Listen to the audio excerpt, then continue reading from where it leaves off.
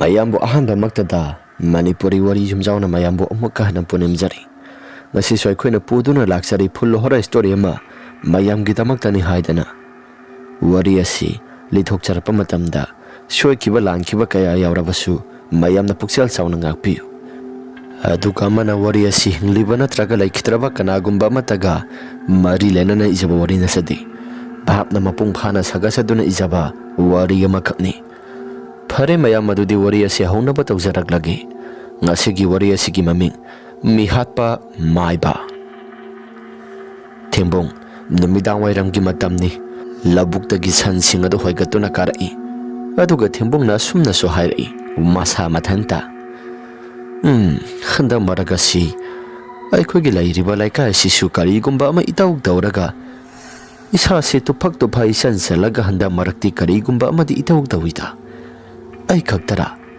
ahing khudingi san singa sisu pungkhong da khongi aduga laika gi hui mayam sisu loi nei ta pungkhong khongnei thokliba thodo wa tho mayam masibu kari karamba sakhina oina piriba jano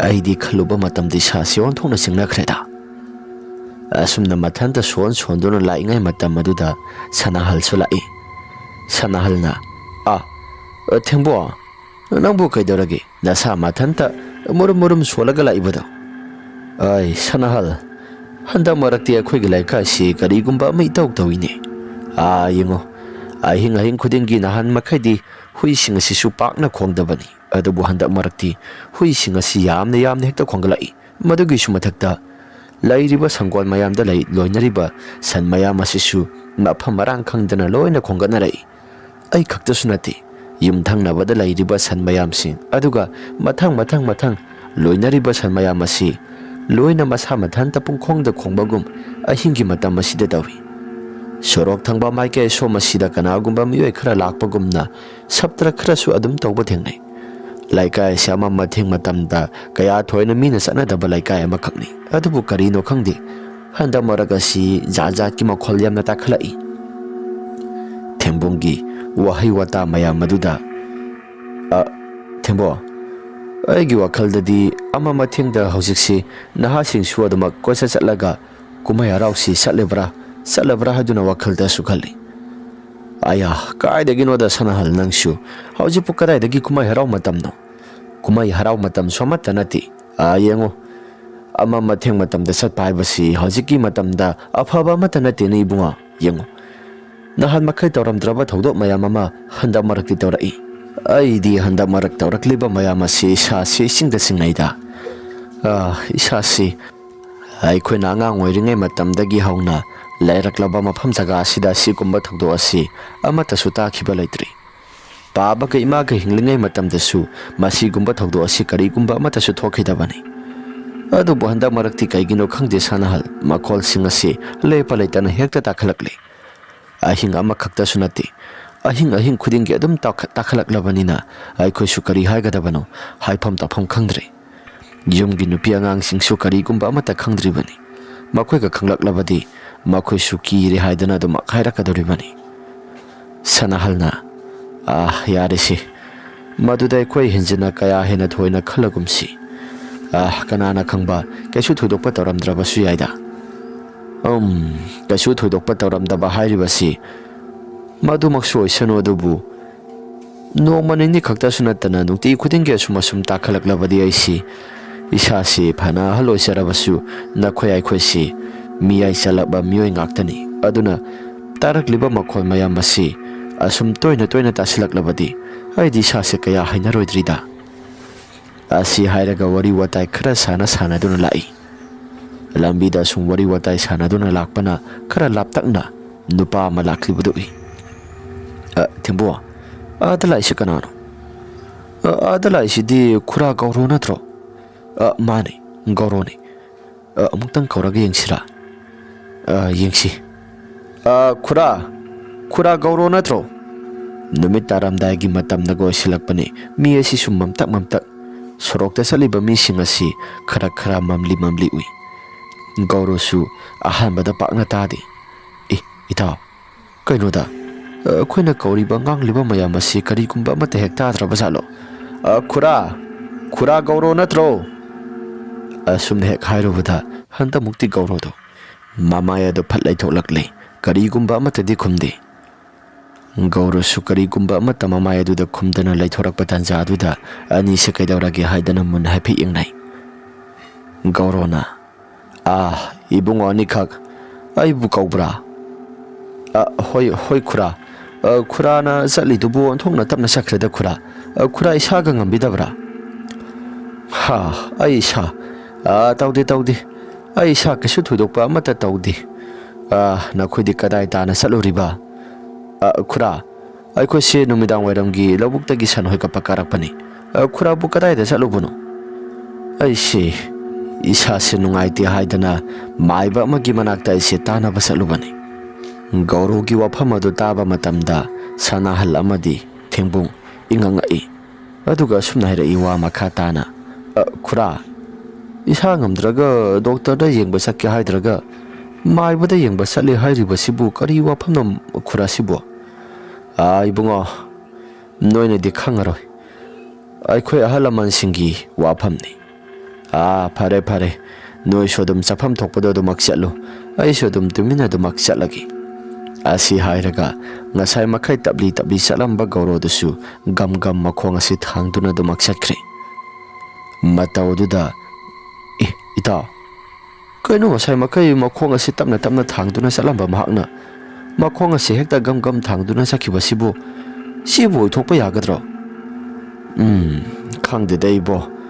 Masigi misina ngawbra ngawda phaibra phaida ngawri phari hek tawradana masa sisu kaigumba ma itaw tawbagum tawini yengoto masa ngamde haribasidi asi hairaga mabani do wari watai sanaduna tapna lai ngai haktangi matungda sanahalgi mayum adusu yore thembungna nangi yum asi yawrabanina nangsu changhawro aisu yum tana do maksakhragi hoi pare ado hayeng do aigina tamutang lakpigera thembungna kari lairage yembona matang samina se tawbanida nangna nakuna sa haibedo khara thokle hoi lake asi hairaga sanahal sumayumda do maksang hawri ngai haktangi matungda adam lakle thembung sumahaki mayum tamna san singado hoigat tana tapna lakpana numit asi sujara takiba khangawdi Mahaki thongkal mapada yoramdagi matam maduda karigumba amadi sahum ama phangba horakle. Mahaki masa haibadi thembunggi masa sida karigumba nuksit amana yerakpagum humlaki. Nuksit sumana mati sitana igi sa sida kadumdagi nuksit no humlai basina. Ai bui sa si taseng amagi hojikido kadumdagi humlakpa nuksit no. Asi hairaga thembungsu masa mathanta wakhal khalle. Sorokta saliba miyo singadasu mahakna haipe yengi. Adubu sorokta saliba miyo singadasu karigumba amate hek sanaramdri. Hausing haki matungda mahaki tong thangba saruk asida kanagumba miyo khara satpagum uramba taramba khonjal singado karigumba amate hek urakidre. Madu uraktabaduda thembung masasisu karigumba kharadi khalle. Ai bo hausi waida tung thangba saruk asida kanagumba ama sakhibagum aigi sa sida ubugum dawtaine aduga makhol khara su takibani makhol khara su tabani adubu karigumba amate hek leiramdaba sida karino sibo ai sanghorake asi hairaga sana se thongalomda prap tansilai adubu sansinga si sangwa haiba yadre kaino sansinga si amata chalo haiba yadri basina hai chalo na hey chalo asi hairaga tali adubu sansinga do masi ama phawwa lengo haiba yakidre tawriba mawng mataw singa sida thembung suma sadu ingangai asumna lairngai tanja sida mahaki tungthangba saruk asida ahal oiraba nupa amagi khonjelta thembung haiduna kaurai thembung asumna kaurakpasida thembungsu kanano haidana mamaya se phalai thoi adubu mahaki mama maktada kanagumba matasu leiramde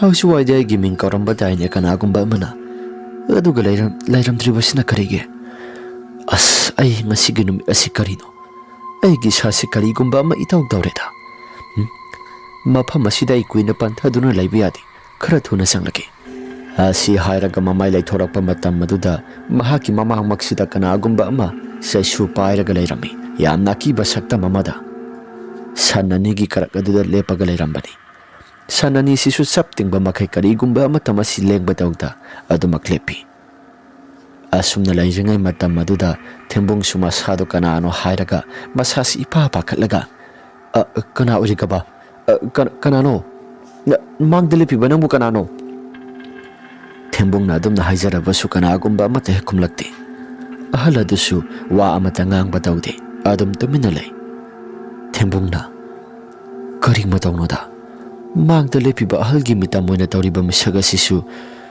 ꯃꯁꯥꯁꯤ ꯀꯔꯤꯒꯨꯝꯕ ꯑꯃ ꯏꯇꯧ ꯇꯧꯔꯒ ꯑꯩꯅ ꯋꯥ ꯉꯥꯡꯂꯤꯕꯁꯤꯡ ꯑꯁꯤ ꯀꯔꯤꯒꯨꯝꯕ ꯑꯃꯠꯇꯁꯨ ꯈꯨꯝꯂꯛꯇꯦꯅ ꯑꯁꯨꯝꯅ ꯂꯩꯔꯤꯉꯩ ꯃꯇꯝ ꯑꯗꯨꯗ ꯊꯦꯝꯕꯨꯡꯅꯁꯨ ꯑꯃꯨꯛ ꯃꯈꯥ ꯇꯥꯅ ꯀꯧꯊꯩ ꯍꯟꯗꯛꯃꯨꯛꯇꯤ ꯃꯃꯥꯡꯗ ꯂꯦꯞꯂꯤꯕ ꯃꯤꯇꯝ ꯑꯗꯣ ꯀꯔꯤꯒꯨꯝꯕ ꯑꯃ ꯏꯇꯧ ꯇꯧꯔꯒ ꯁꯥ ꯀꯩꯅ ꯉꯪꯕꯒꯨꯝꯅ ꯃꯈꯣꯜ ꯈꯔ ꯊꯣꯛꯄ ꯍꯧꯔꯛꯂꯦ ꯍꯟꯗꯛꯃꯨꯛꯇꯤ ꯊꯦꯝꯕꯨꯡꯁꯨ ꯀꯔꯤꯅꯣ ꯍꯥꯏꯗꯅ ꯋꯥꯈꯜꯗ ꯃꯨꯟꯅ ꯈꯜꯂꯤ ꯀꯔꯤꯅꯣ ꯇꯧꯔꯤꯕꯁꯤꯅ ꯀꯅꯥꯅꯣ ꯅꯪꯕꯣ ꯑꯁꯤ ꯍꯥꯏꯔꯒ ꯄ꯭ꯔꯞ ꯆꯪꯁꯤꯜꯂꯕ ꯃꯇꯨꯡꯗ ꯊꯦꯝꯕꯨꯡꯁꯨ ꯅꯨꯄꯥ ꯑꯗꯨꯒꯤ ꯃꯁꯥꯗꯨꯗ ꯇꯥꯞ ꯂꯥꯎꯅ ꯄꯥꯏꯒꯦ ꯍꯦꯛ ꯇꯧꯕꯒ ꯃꯀꯣꯛ ꯑꯗꯨ ꯍꯦꯛꯇ ꯃꯊꯛꯇ ꯄꯥꯏꯈꯠꯈ꯭ꯔꯕ ꯃꯇꯨꯡ ꯃꯁꯥꯁꯤ ꯒ꯭ꯔꯤꯡ ꯂꯥꯎꯅ ꯍꯦꯛꯇ ꯀꯤꯟꯊꯈ꯭ꯔꯦ ꯑꯗꯨꯒ ꯃꯊꯛꯇ ꯍꯥꯏꯐꯦꯠ ꯄꯥꯏꯈꯠꯂꯤꯕ ꯃꯀꯣꯛ ꯑꯗꯨꯁꯨ ꯃꯈꯥꯗ ꯇꯥꯔꯛꯂꯕ ꯃꯇꯨꯡꯗ ꯊꯔꯣ ꯑꯣꯜꯂꯤ ꯑꯗꯨꯒ ꯇꯧꯔꯤꯕ ꯄꯨꯝꯅꯃꯛꯁꯤꯡ ꯑꯁꯤ ꯌꯦꯡꯂꯨꯕ ꯃꯇꯝ ꯑꯗꯨꯗ ꯊꯦꯝꯕꯨꯡꯗꯤ ꯂꯋꯥꯏ ꯂꯨꯇꯣꯟ ꯑꯁꯤ ꯁꯥꯠꯈ꯭ꯔꯦ ꯃꯈꯥꯗ ꯌꯦꯡꯊꯔꯛꯄꯗ ꯑꯃꯥꯏꯕ ꯒꯧꯔꯣꯒꯤ ꯃꯀꯣꯛ ꯇꯠꯂꯕ ꯃꯀꯣꯛ ꯑꯗꯨꯅ ꯊꯔꯣ ꯑꯣꯜꯂꯒ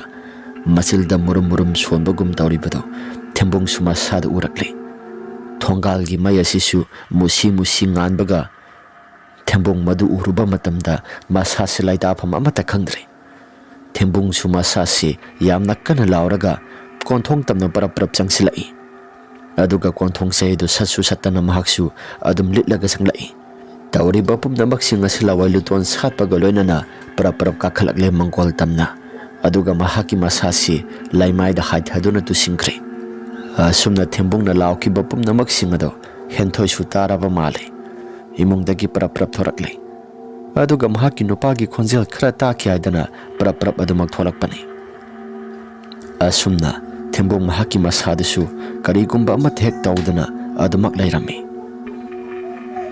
ꯃꯣꯏ ꯕꯕꯥ ꯀꯩꯗꯧꯔꯒꯦ ꯅꯪꯕꯣ ꯍꯦꯟꯊꯣꯏꯒꯤ ꯋꯥꯍꯩ ꯑꯗꯨꯗ ꯊꯦꯝꯕꯨꯡꯅ ꯑꯍꯥ ꯑꯩꯕꯣ ꯑꯩ ꯀꯩꯁꯨ ꯇꯧꯗꯦꯅ ꯑꯁꯤ ꯍꯥꯏꯔꯒ ꯄꯥꯎꯈꯨꯝ ꯄꯤꯔꯛꯏ ꯀꯩꯅꯣꯗ ꯍꯧꯖꯤꯛ ꯉꯥꯏꯍꯥꯛꯇꯪꯗ ꯀꯩꯅꯣ ꯌꯥꯝꯅ ꯀꯟꯅ ꯂꯥꯎꯈꯤꯕꯗꯣ ꯍꯥ ꯑꯩꯕꯣ ꯑꯁꯤ ꯍꯥꯏꯔꯒ ꯊꯦꯝꯕꯨꯡꯁꯨ ꯋꯥꯈꯜ ꯇꯥꯔꯛꯂꯦ ꯃꯍꯥꯛꯁꯨ ꯑꯩ ꯊꯣꯡꯒꯥꯜ ꯑꯁꯤꯗ ꯀꯅꯥꯒꯨꯝꯕ ꯑꯃ ꯑꯁꯤ ꯍꯥꯏꯔꯒ ꯈꯨꯇꯣꯝꯕꯤ ꯊꯦꯠꯂꯤ ꯑꯗꯨꯒ ꯃꯍꯥꯛꯀꯤ ꯅꯨꯄꯤ ꯌꯥꯎꯅ ꯊꯣꯡꯒꯥꯜ ꯇꯝꯅ ꯑꯃꯨꯛꯇꯪ ꯊꯣꯛꯂꯒ ꯌꯦꯡꯂꯨꯁꯤ ꯍꯥꯏꯗꯅ ꯄꯔꯞ ꯊꯣꯛꯂꯒ ꯌꯦꯡꯕꯗ ꯀꯅꯥꯒꯨꯝꯕ ꯑꯃꯠꯇꯁꯨ ꯂꯩꯔꯝꯗꯦ ꯃꯍꯥꯛꯀꯤ ꯅꯨꯄꯤ ꯍꯦꯟꯊꯣꯏꯁꯨ ꯏꯉꯥꯎ ꯉꯥꯎꯔꯦ ꯍꯦꯟꯊꯣꯏꯅ ꯊꯣꯡꯒꯥꯜ ꯑꯁꯤꯗ ꯀꯩꯗꯧꯕ ꯌꯥꯎꯔꯒꯦ ꯅꯠꯇꯦ ꯊꯣꯡꯒꯥꯜ ꯍꯥꯏꯔꯒ ꯊꯣꯛꯈ꯭ꯔꯒ ꯀꯩꯗꯧꯕ ꯌꯥꯎꯔꯒꯦ ꯍꯥꯏꯕ ꯁꯟꯁꯤꯡ ꯑꯁꯤ ꯑꯃꯨꯛꯇꯪ ꯍꯣꯏꯖꯤꯜꯂꯒ ꯃꯅꯨꯡ ꯑꯁꯤꯗ ꯄꯨꯁꯤꯟꯁꯤ ꯅꯠꯇ꯭ꯔꯒꯗꯤ ꯑꯩꯒꯤ ꯁꯥꯁꯤ ꯀꯔꯤꯒꯨꯝꯕ ꯑꯃ ꯏꯊꯧ ꯇꯧꯒꯗꯧꯔꯤ ꯑꯁꯤ ꯍꯥꯏꯔꯒ ꯍꯦꯟꯊꯣꯏ ꯑꯃꯗꯤ ꯊꯦꯝꯕꯨꯡ ꯃꯈꯣꯏ ꯑꯅꯤ ꯆꯪꯂꯒ ꯁꯟ ꯑꯁꯤ ꯃꯅꯨꯡ ꯇꯝꯅ ꯑꯗꯨꯃꯛ ꯄꯨꯁꯤꯜꯂꯤ ꯉꯥꯏꯍꯥꯛꯇꯪ ꯂꯩꯔꯕ ꯃꯇꯨꯡꯗ ꯃꯈꯣꯏ ꯑꯅꯤꯗꯨꯁꯨ ꯑꯗꯨꯃꯛ ꯏꯃꯨꯡꯗ ꯄꯔꯞ ꯆꯪꯂꯛꯏ ꯍꯦꯟꯊꯣꯏꯅ ꯀꯩꯗꯧꯕ ꯌꯥꯎꯔꯒꯦ ꯏꯁꯥꯁꯤꯡꯗꯤ ꯇꯨꯝꯈ꯭ꯔꯕꯔꯥ ꯀꯥꯏꯗꯒꯤꯅꯣꯗ ꯍꯧꯖꯤꯛꯄꯨ ꯀꯗꯥꯏꯗꯒꯤ ꯇꯨꯝꯒꯗꯧꯔꯤꯕꯅꯣ ꯅꯨꯃꯤꯠ ꯇꯥꯕꯗ ꯉꯥꯏꯔꯤꯁꯤꯗ ꯀꯗꯥꯏꯗꯒꯤ ꯇꯨꯝꯒꯗꯧꯔꯤꯕꯅꯣ ꯑꯩ ꯉꯁꯤꯁꯤ ꯏꯉꯥꯎ ꯉꯥꯎꯔꯦ ꯅꯨꯄꯤ ꯑꯩꯅ ꯁꯟ ꯑꯁꯦ ꯍꯣꯏꯒꯠꯂꯒ ꯂꯥꯛꯄꯗ ꯁꯟ ꯍꯣꯏꯒꯠꯅ ꯏꯃꯥꯟꯅꯕ ꯁꯅꯥꯍꯜꯗꯨꯁꯨ ꯂꯥꯛꯏ ꯃꯥꯒ ꯑꯩꯒꯁꯤ ꯋꯥꯔꯤ ꯋꯥꯇꯥꯏ ꯈꯔꯗ ꯑꯣꯏꯔꯕꯁꯨ ꯁꯥꯟꯅꯔꯒ ꯂꯥꯛꯄꯅꯤ ꯍꯟꯗꯛ ꯃꯔꯛ ꯑꯁꯤ ꯑꯩꯈꯣꯏꯒꯤ ꯁꯪꯒꯣꯜꯗ ꯂꯣꯏꯔꯤꯕ ꯁꯟ ꯃꯌꯥꯝꯁꯤꯡ ꯑꯁꯤꯁꯨ ꯑꯍꯤꯡ ꯈꯨꯗꯤꯡꯒꯤ ꯑꯗꯨꯝ ꯈꯣꯡꯏ ꯑꯗꯨꯒ ꯂꯩꯀꯥꯏꯒꯤ ꯂꯩꯔꯤꯕ ꯁꯣꯔꯣꯛ ꯑꯁꯤꯗꯁꯨ ꯃꯊꯦꯡ ꯃꯇꯝꯗ ꯀꯅꯥꯒꯨꯝꯕ ꯃꯤꯑꯣꯏ ꯈꯔ ꯖꯦꯖꯥ ꯂꯥꯡꯂꯒ ꯀꯣꯏꯆꯠ ꯆꯠꯄꯒꯤ ꯃꯈꯣꯜ ꯈꯔ ꯇꯥꯏ ꯂꯩꯀꯥꯏꯒꯤ ꯍꯨꯏ ꯃꯌꯥꯝꯁꯤꯡ ꯑꯁꯤꯁꯨ ꯅꯨꯡꯇꯤꯖꯥꯒꯤ ꯑꯗꯨꯝ ꯈꯣꯡꯏ ꯍꯥꯏꯗꯅ ꯑꯩꯁꯤ ꯏꯃꯥꯟꯅꯕ ꯁꯅꯥꯍꯜꯒ ꯋꯥꯔꯤ ꯋꯥꯇꯥꯏ ꯁꯥꯟꯅꯗꯨꯅ ꯂꯥꯛꯄꯅꯤ ꯑꯗꯨꯕꯨ ꯏꯈꯪ ꯈꯪꯍꯧꯗꯦ ꯈꯔ ꯂꯥꯞꯇꯛꯅ ꯈꯨꯔꯥ ꯒꯧꯔꯣꯁꯤ ꯑꯗꯨꯃꯛ ꯆꯠꯂꯒ ꯂꯩꯔꯝꯃꯤ ꯃꯍꯥꯛꯅ ꯆꯠꯂꯤꯕꯗꯨꯁꯨ ꯑꯩꯁꯨ ꯏꯃꯥꯟꯅꯕ ꯁꯅꯥꯍꯜ ꯏꯕꯥꯅꯤ ꯎꯔꯦ ꯀꯗꯥꯏ ꯇꯥꯅ ꯆꯠꯂꯤꯕꯅꯣ ꯍꯥꯏꯗꯨꯅ ꯍꯪꯉꯤ ꯃꯁꯥꯗꯣ ꯉꯝꯗꯦ ꯑꯗꯨꯅ Maiba amada yenghalubani haidana mahakna paukhum pirami. Maduda ainasu naraga doctor da yengya haidraga Maiba da yengi haidana aina haibani. Maduda mahaksu kaino khara hairamlaba matungda adumak prap satki. Aduga thongala sida isi yumda halakpada thongala sida isi aigi tonga sida kanagumba amana kaurakpagumna isi aigi sada phaurakpani. Laithokduna yengbadasu kanagumba amata lairamde. Aduga mang onthorakpa matamdana muksu sananigi karak sida mitam ama lepaga lairami. Mitam madusu aina kanano hairaga yenge khallaga prap changsinbani. Masada loina gringing gindagare. Aduga muksu mathak asida makok ase paikhakraga bamlaun hekta tarai. Makok ase tharo olakpaduda isi karino haidana khanbani. Adubu khura gaurogi mahaki makok yamna phibam kairaba sakpham amada tharo olaga laibudo ai surakpani. Madu tauriba pumnamak simado ai sui sasi kiba hemandana mangkol asida prap changsilakpada isasi adumak lekthagya haidana tu sinkhibani. Nang sutan san hek tholakpaduda isi prap tholakpani. Khangdreda nupi handa maragasi khura gauro se karigumba ma itauk taurabra aidi sasi yamna kijai. Hoi yarisi adugido kasu thoina wakhalda khanba taururanu si wakhalda seranana aduma khallaga lakpaduna kai numita ubasu eramba yai. Hoini adu boirabasu ama boirabasu kasu thoina wakhalda khallaroge khallaga adumak lakpani adubu karigino khangdi nupi handa maragasi sasi khangdi ai gyamin katadi asi hairaga ani si adumak lai. Ngaihaktan lairaba matungda makhoi ani sisu sak sarasi hairaga masa sing adusu kausilaga sak saminai. Makhoi su sak saba loisilaba matungda magi mafam singda dumak pothaba sangnakre. Asomdana gaurosu masa mathanta khakta leibi yum maduda kanagumba amatasu laitaba misik mirau kholna pungchik chiklaba yum maduda masa mathanta murum sonduna lai. Aidi laikagi lampaka sida thoklaga isi ngasi silagi thogal tawgadaba ma laibani. Fare aisu laikagi lampak tamna kaino khara puraga isi satlagi. Asi hairaga gauro lai sanaramdagi matam asidadi mahaki makuta sasu amatasu paidana dum lai. Asum tawdana gaurosu laikagi lampak tamna mahaksu kanagumba miyoi khara laibra haidana tungmang yenglaga mahaksia damak lakpani. Adubu kanagumba amata laiti. Gaurona Pareda kanagumba amatasu laitaba masigi tanza sida isi laikagi lampak tamna dumak satlagi. Asum tawdana gaurosu laikagi lampak aduda dumak lai. Ngaihaktan lairaba matungda gaurosu mahaki wakhalda sumna mokhalai. Aina sumna hek tawduna lairingai matam asida laikagi lairiba mi mayam singa sina kaino khara aina tawriba thabak asi yengsinba mi yauramlabadi kari karam tawna as hoida ngamnaba makhoina yengsinba khosinba laklagasu aisu khara ngamnaba thengnaba tari tangai mak phadragadi aisu mi singa se hatokpa phawbada isi madu tawgadoribani. Asi hairaga gaurosu mahak mathanta wakhal khallaga lairami. Asumna sana mahaki sanaribati mulai mayam singadusu mahaki tung thangba saruga sida damak inaraga lai. Adubu laikagi miyoi singa sina gaurona tawriba pumnamak singasi kanagumba amatasu khangba nati. Mahakna asum lakpana thembunggi mayum mapadu yoksilakle. Ahinggi matam maduda thembungsu sorok asida kanagumba miyoi khara lang dana satlibado thembungsu tarakle. Thembungna sorok asida lang dana satlibasi kanano amuktang di yengge. Thongnaw asida yengbada unida hoida unida. Asum tawdana thongnaw mapa asida haipesu yengge haidana gaurosu prap mahaki kagi thongnaw mapa aduda sangsalli. Thongnaw asi tapna hangdoktuna yenglubada sorok asida gaurona sakhibadudi uhogdri. Mahaki matungda laibati mulai mayam singaduna pareng sangna paiba kharana pai san saba kharana sa aduga khongkrai salaga satpa timulai mayam khara sodamak yauri.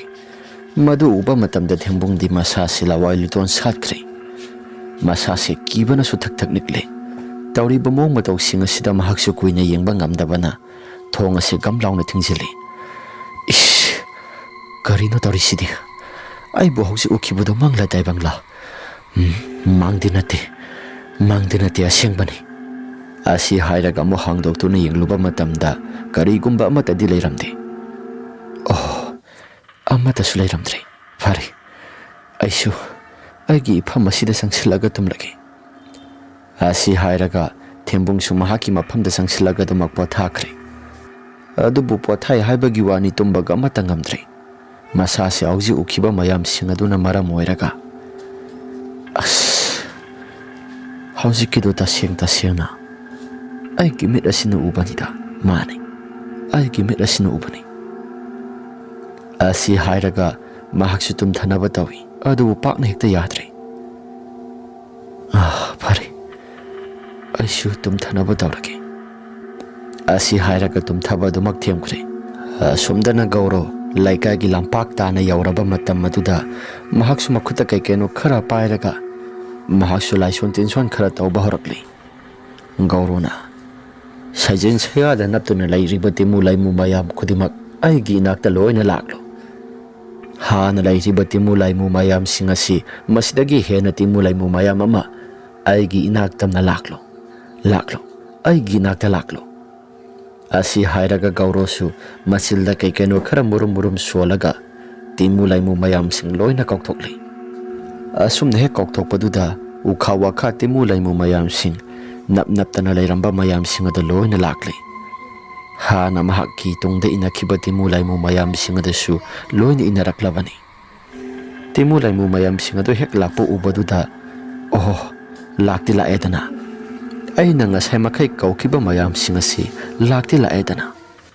Asumna mahaki akoiba sida timu laimu mayam sing asina hekta lepa laitana mayam ama lakli.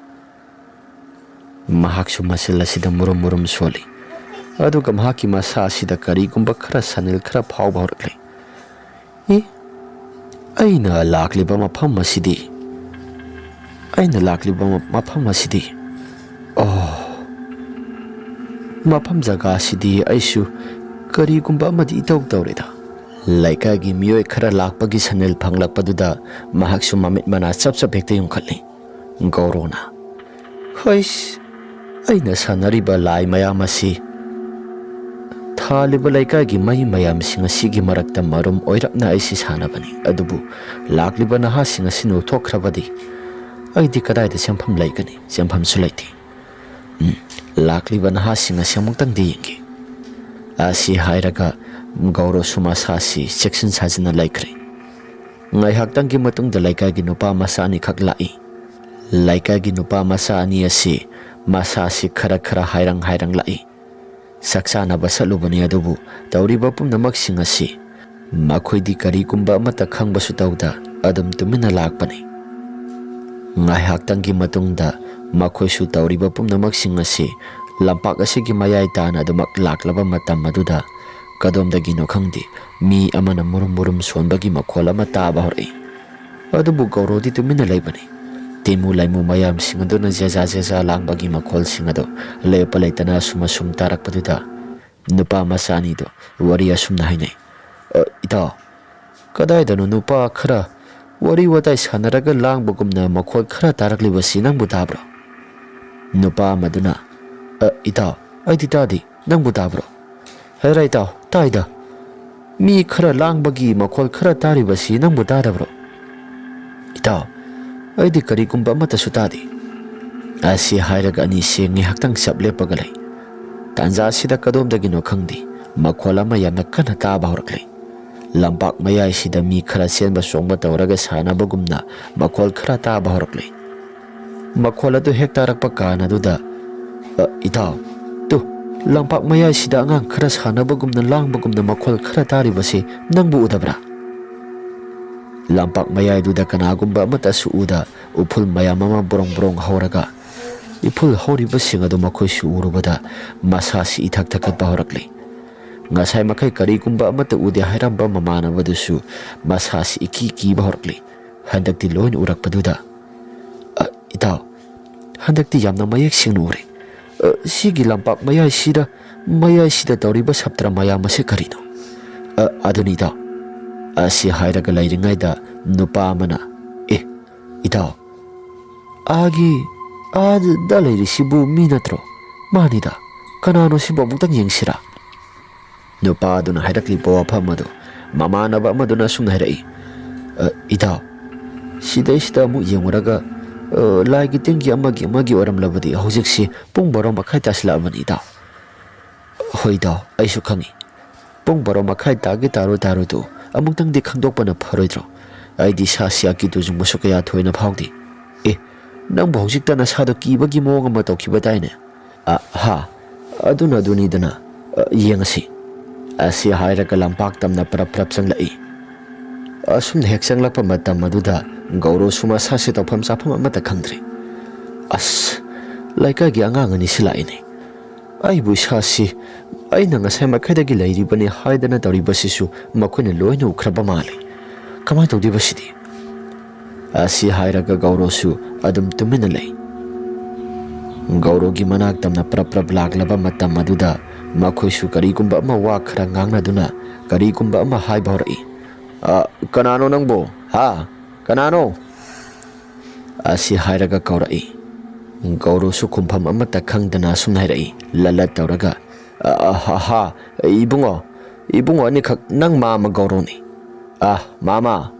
mama de sida kedobiriba nati ahingi matam asida mama bu kedoribano asi hairaga nakal amarom da leplibu nupa aduna nati mama bu ngasai makhadagi ahingi matam asida kedobiribano ha laikai sida kai tawge na mamana laikai gi lampak masi thangba saruga sida mama bu kedoramlibano ibungo aisi mapan thokpa lakpani kai wano da mama bu yumda matik chana mapan thokpam sadabro ibungo sabudi sai sida khara nungai haidana aisi swai sida oina lakpani mama gi wadu taba yadre yumda mapan thokpam letrin su phajana matik chana lairi aduga swai tan hekta laaga mapan tho hairiba wa sibu mama taba yadre sumne hek hairuba matam maduda nakala morom de lepliba mamana bado maduna karigumba posak khara uba horakle gauro ki makha thangba makhomanak te uriba madugi posak singada ida sidi karino sibu karino ida asi hairaga mamana ba amaduna hanglai ida sidi migi khuiruna saba mitam natra manida asi paikhatlaga tap launa kaikeno khara yingi atete sadong mase kaya maro mama su uba phangi tawriba mayam pumnamak singasi gaurona lai sanabani haiba makhoi su loina khanglei itaw sidi mama gaurona sanaba ngaktara manida nahal makhai ekhoina kaikeno makhol khara tai hairiba sidi mama gaurona sanabani manida sidi mama gaurona sanabani asi hairaga gauroda phayen khalai gauro su thausa wasadaba magi mataw gumna damak tumina lai gaurona hai aina sanaba ngaktani nakhoi kaidawge habano ha aina sanaba ngaktani nakhoi kaidawge habano asumna wa sauna nganglakpa matam maduda ani do tofam jafam amata khangdre gauro tamna phuge haidana sangsilli gauro su karigumba amata khanba tawda dum tumina lai asumna gauro da khut thage haidana hek tawba matam maduda karigumba amatana tawba ngamdre mamana ba ani dusu wa amata ngang bangam khidre madugi sumathakta khut thage haidana tawriba makhut adusu karigumba sa udraba posak aman hek tap launa pharaga masi amata lengba tawdana adam tuminna makhut singadu thak nikpa makhai humang anapi kangduna leirami asumna tawriba mo mataw singa sida ni sikibano siyadre aduga makhoina tawriba pumnamak singasi tasengna karino haibadu su gyan meng amate hek tadrabani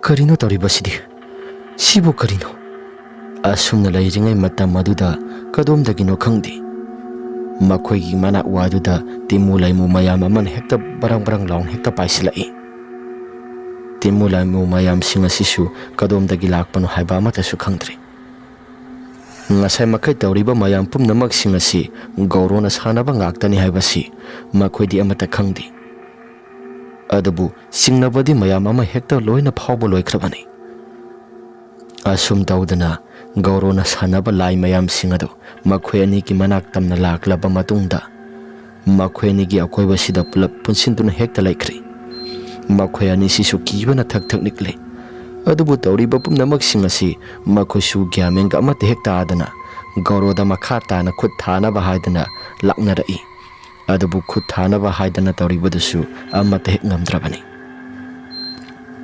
asum tawdana ngai haktangi matungda mabani sisu Gaurona kaigumba khara laison tinson tawraga apunaba amana puba gumna mamita kaikeno khara urakle Gaurona ha khangbra minai masasa nakoina aina sanariba mayam asi thingnabani haidana nakoina tawja sajariba mayam singado arembada loina tagani karigumba amata sukanaba phangloi nakoi aina ngasai makhadagi tawroi haidana tawdabani adubu hojikti nakhoigi aroiba matam haibado madu yoraklabani asi hairaga Gaurosu masa mathanta pungnoktonoi timu laimu mayam singaduna tarang malang amada salhalaba pakhang masanido apunaba amana pubagumna ururu ungduna puhalli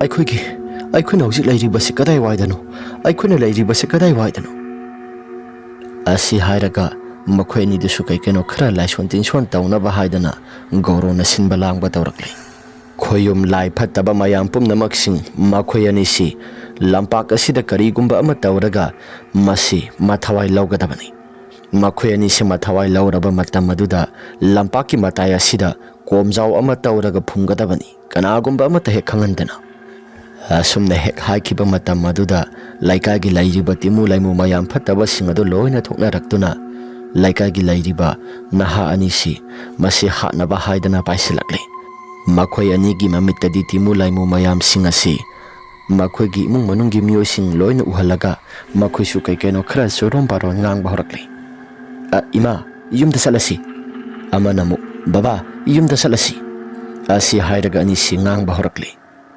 adubu karigumba amata su pai laiti anido timu laimu mayam singaduna masa singase phau dun hekta satlaga mathawai si hatnaba satnaba tawrakle asum tawdana timu laimu mayam singado makhel langdana adumak laklaga makhoi ni gi masagi mayadada yamna laun hekta ka thokpa tanja yenglaga satlaun hekta timu laimu amana thinjali nupa masa ani do khanaudu thinjillaba matungda lukhamda loina phawdoktuna ani do hatoi aduga thibong thirin mayam singado timu laimu mayam aduna loina chathokduna thibong thirin singado loina hogairaga mabuk ado hotrong hona thanami ha khangbra aingonda singnaraklabadi nabani su thawai mangli sidagi hena sathi ba kaya maromama aina loina tumnai gi mayok teleplap ka miyo sing loina pungtum tumna hatkadawri nakhoi khangbra asi hairaga anido mathawa yaudra haksang anido ihang laheng loina pumsa saraga ina pumsai sairaga dumak taraga lairi Gaurona muk laison tinson khara solaba matungda sum hairai khangbra yengo timu laimu mayam sing sida tariba I mayam asi karigumba amata su khangaloidabani aduga thawa yaudra haksang ani sisu nakhoina tawriba koma sida masa si kauktharaga dumak hapkadabani kanagumba amata su khangba tawda khanghanba tawdana timu laimu singasi makha sida dumak hapkadabani asi hairaga timu laimu mayam singado makoisu Gaurona hariba pumnamak singado loina illaduna makoisu kom singado da asiba haksang anido phumjeli asum tawdana Gaurosu timu laimu singado mahakna haiba loina ilakpaduda Gaurosu asumna khalai sidagi di aisu kaikeno khara tawraga laika gi myo singa sina khangdana baisu section sajina phajana mathau tana section sajina tawbasi mathau tari asum tawdana Gaurosi adumak chakre nongala ba matungda laika gi naha ani khak phanjilaktre haidana laika gi miyam sangduna koithi thinari adubu thibe aba thiraba sukari kumba mathasu phangdri asumna phangda laibaduda Gauro hoisu thijinai Gauro masasu adumak sasinaba saraga thiribani asum tawdana numit nini humni muhaukri nupa masani sikhre haidana mayam asina wa hekta launa rai adubu sathok khotok tawriba numidang ki matam aduda laika gi miyosina laikai lairiba lampak asida karigumba makhol khara tai haidana makhoi asi wa wa lauba hekta honaraklabani. Sanahal handa marak si laikai miyoi sing sina wa wa loina launariba si masibu karigino aidi sa si karigumba ma ikhan khalida thembo nang dana te aisu khali adubu tauriba pumnamak sing asi karino haibadi aisu sapsabi de mata khangdi hanadagi hena laikai lairiba sigi laikai asidai sida lairiba lampak asida si khrabana ha ani do thoi haidana aduma wa wa launa duna lairi khangdre handa marak si kari karam tauraga tholiba thodok sing asi gyamenga ma thek tadi nupa masani do singamdana si khrabara gyamenga ma thek tadi asi hairaga makhoi ni suwari watai khara sanaduna lai masidagi hauna numit khara ni si mi mathang mathang hat baharakli mapham marang khangdana siraga taraga leirami haidana wa wa launa ba honaraklabani adubu tholiba thogdo wa thong maya masi matau karamna kanana kari maram gidamakta halibano haibadi makhoi su mata khangdi khangda basna maram oiraga makhoi su tijin pham se mata su khangdrabani asum tawdana misi mina asi laikai sida mathang mathang thokpa hongnarakpaduda makhoi maya masi su loina sarang narakle hanadagi hena kithi kirum loina tawrambaduda amuke hena kiba horaklabani asum tawdana nongmadi Gauro sisu makhoi gi maning thong thangba saruga sida lai sanaba loiraba matungda laikai gi mangphamda lai sanaba losilage haidana satpa matamni Gauro na laikai sidai na mathang mathang halakliba miyoi sing asi loina hekta unaraklabadi masi aisu aphaba matanati adubu tauriba pumnamak sing asi khangdana baisu laikai gi miyoi sing asi thamai bana phagadoribra laikai gi miyoi sing asi thamairabadi aina tawjariba pumnamak sing asi karigumba matasu khangdana makhoi sodumak laigadari asi hairaga Gaurosu lai gi tingi kekeno khara taunaba laikai gi mangpham tana laklaga lai sondinson khara tauri Gaurona handakti thabak tawbada khara seksin sajina tawsi mihathi na hatpasi singaningai oiba mo ngaktani aduna mihathi na hatpasi masi toklasi karigumba ama tawraga mihathi na hatkadabagi sarukpudi manglaknaraga siba natragana masagi laina atopa laina aikhona karigumba mata khangandana hatokpa masi yamna tangai phadi aikhona tawriba pumnamak sing ase khangba miyosing timu laimu mayam sing adu su khangi haibagi mata gumna mangak sing adu loina nomi Gauro su lai gitingi sanaba loina loisilaba matungda mayumda halakle asum tawdana laikai sida misi mina thokpa se henmalakpada sanahal amadi thembungna kaikeno khara tanarai itaw aikhoi su kaigumba khara di tanabanadi phaida handa marak tholiba thogdo wathok mayam sing asi hendi hemalakleda itaw hendi hemale adubu laikai gi halama singna kaigumba khara di tafam thokpara haiduna isu wakhalda di khalli thokdi thokpani adubu laikai gi miyoi sing asi amuktang di khantharaga amuktang di maiba maibi tanaraga yengbana di phawara khali asumna wari sanari ngai laikai gi halama laklaba matungda wari singa do loina tamli handa marak thokliba thogdo wa thok mayam singa si hala si su loina khanglabani aduna makhoi mayam tanaraga lai gi tingi maramda kaikeno khara yengthok sai bado makhoi su yarakli asum tawdana laikai gi miyoi khara thangnaba khulda maiba ama yenglami Maiba babu na mayek siyang napawrakli nakhoi gi khula sida maiba ama lai maiba si maraw suyam na lai mahaki mamingdi ga na hawi maya masi kanano haidana singnarakli adubu tawriba pumnamak sing asi Gauroni haiba se kona thangda khanglai maiba babu na sanariba lai khudimak pumnamak sing asi mahaki makuta loina thoklaba ngaktani aduna nakhoi na kaino khara tawdragadi masi matam khara gi matungda nakhoi aphaba mata oirakloidri laikai gi miyoi sing asi sumai hoba makai saungnarakle asum tawdana mahaki maiba Gauro hairiba sina laikai sida sikhiba mayam pumnamak singamdana sikraba thawai mayam asi mahakna loina hatpo oiramgani haidana Gauro gi manakta tawpham chafam khangdraba miyoi sing khoi saunaraba sing ado laklaga Gaurogi manak aduda laklaga Gaurogi yum ase karigumba amata haiba tawda loina thugairi. Aduga Gaurogi masasi su singthoklaba matungda mayam sanglaga netpa kawba tawraga phuri. Gaurona mayam aibu kari maramgidamakta isi mayamna khut thabiribano. Laikagi nahasingna hai nangna tawbadagi ngakta natra handa marak thokliba thawda wathong mayam ase nangna kari maramgidamakta khangsinadabano. Asumna hai adubu Gaurona tawriba pumnamak sing ase mahakna tawba amata nate haidana laidana siali. Mayam sanglaga Gauro si khubakna set launa thajali. Thokiba thawda wathong mayam sing ase nangna maram oiduna thokpa ngaktani. Aduna nangna hakiba mayam ase kari maramgidamakta hakibano haidana mayam sing ase hangnarai. Gauro si su mahaksu payamata laitre phuba saiba tawrakpaduda mamang thakta laikagi naha ani khak hakibadusu madusu loina tamthorakli.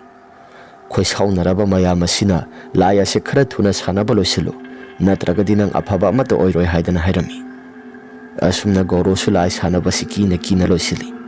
Laikagi naha ani khak phumkiba jagado madu mafamdo tana puraklaba matam maduda khotoktune ngali. Laikagi sikiba nupa masanido pathapumda bahaksang oina patli tawraga leirambaduda mayam asi manam su loina namthirabani. Khoi saunaraba miyoi mayam sing asina ubada masa sing asi thak loina nikli. Amaiba Gauro se hatlo haidana makok aduda yokhok wakhokna thillaga utuk batuk mayam amana kallaga Gauro si khudak aduda mayam sangduna hatokli. Aduga lainungda phumduna leiramba asi bahaksang anidugi manak aduda Gaurogi asi bahaksang asi su langthokli. Laison tinson khara tawraba matungda asi bahaksang asi su mai pulap thabada Gauro si sodumak yawkhre.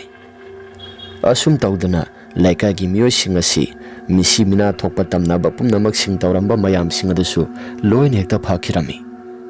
Masigi matungda laison tinson tawriba mayam sing tawramba mayam sing adu pharabra haiduna amuka yangali amaiba babuda. Babuna phabudi phare haibabu laison tinson khara amuk tawraga amuktangdi yengkisi. Asi hairaga maiba babuna laison tinson khara tawraga lai ki thoram khara tawraga laikai silai sanaba pungloi loisilaga santi oina lahenki. Masigi matungda hana tawramba pumnamak sing karigumba amata su tawdana laikagi miyoi sing santi oina ingna singna loina lainaki. Wari ase matang asida loisinjari. Wari ase nungaibirabadi like amadi subscribe share tobiramu haiduna haijari. Phare mayam adudi ngasigidi matang asida loisinjarage. Mathangi warida muhana thengnarasi.